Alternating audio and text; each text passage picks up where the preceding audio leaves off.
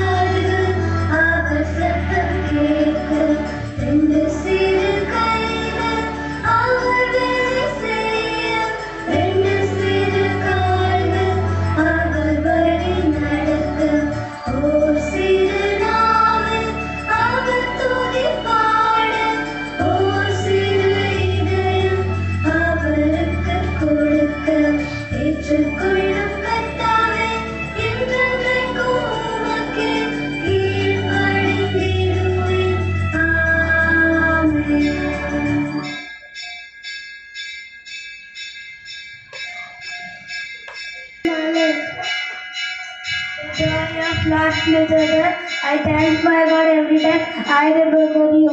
Ephesians 1:3.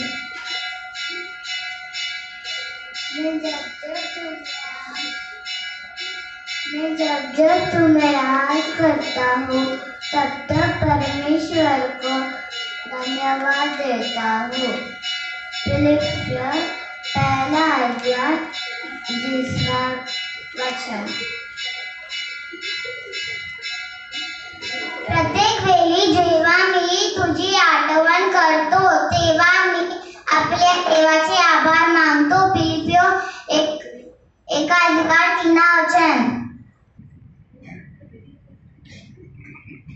1:3 வயதிலார் என்று கேள்விப்பட்டேன்.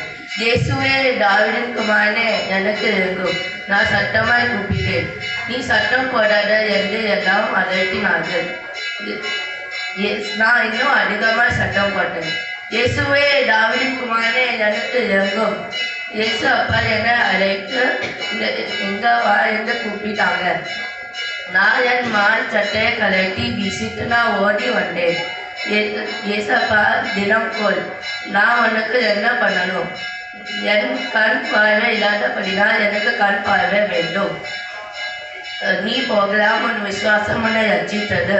உடனே என் கண் பார்வை கைத்தது. நான் ஏசப்பா பிள்ளையால் அவருக்கு பின் சென்றேன். தலைமுறையான லாமேக்கின் மகன் இவன் அவரை டேற்றான் என்று சொல்லி என் தகப்பன் என்னை நோவான்னு பெயர்விட்டார்.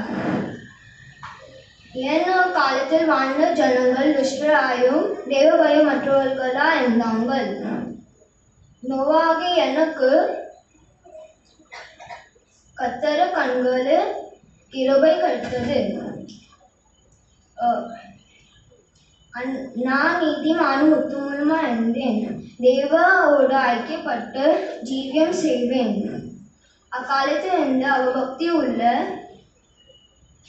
ஜனங்களுக்கு நீதியை பிரசங்கித்தேன்.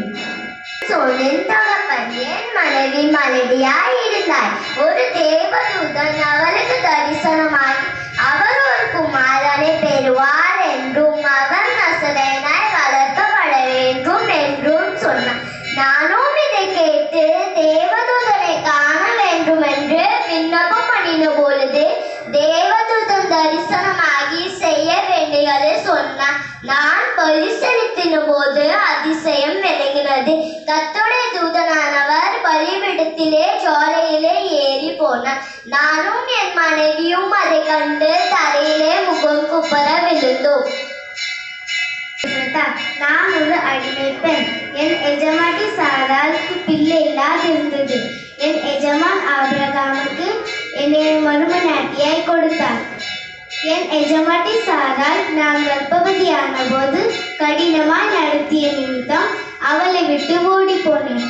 ஒரு தூதர் எனக்கு தரிசனமாயி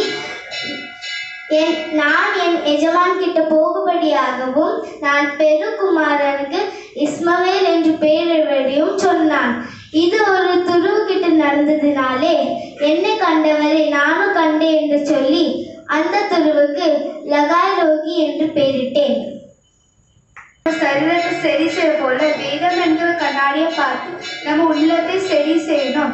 அப்பொழுது ஜீவன் நம்மை தேடி வரும். வாங்க ஜூனியர் சாங் பார்க்கலாம்.